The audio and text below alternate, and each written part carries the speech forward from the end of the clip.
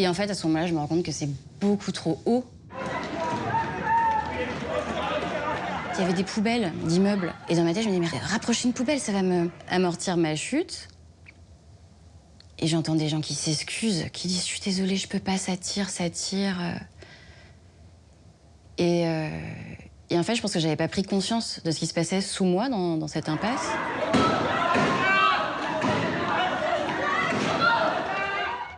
Et en effet, il y a eu un moment, un temps qui s'est arrêté. Et je regarde, et en effet, je vois des gens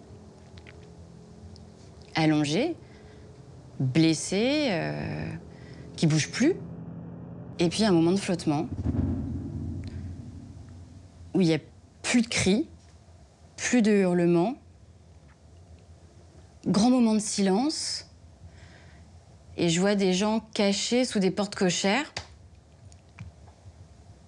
Et j'interpelle les gens en disant aidez-moi, aidez-moi, je vais tomber.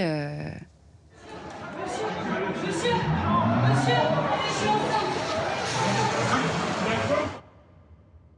Le moment où je dis que je suis enceinte, je culpabilise vachement parce que je me dis ah putain, tu joues sur un truc.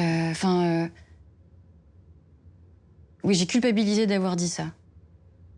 Elle le disait tellement fort que je crois que tout le passage à Melot a dû l'entendre.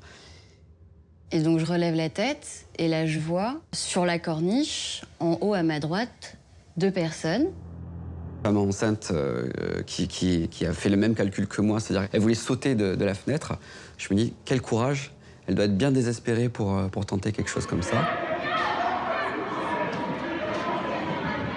Je crois que je dis aidez-moi, je vais lâcher, je tiens plus. s'il vous plaît, je vais lâcher, je suis enceinte. S'il vous plaît, je vais lâcher, je suis enceinte. Et c'est à ce moment-là que je re-rentre dans le Bataclan en me disant que sa vie était la priorité. Je me dis, ça va être compliqué. Parce que déjà, moi, j'ai qu'un bras, parce que je peux pas lui donner les deux, parce que l'autre doit servir d'appui. Et puis mon bras, j'ai l'impression qu'il va se disloquer sous le poids d'une personne totalement dans le vide.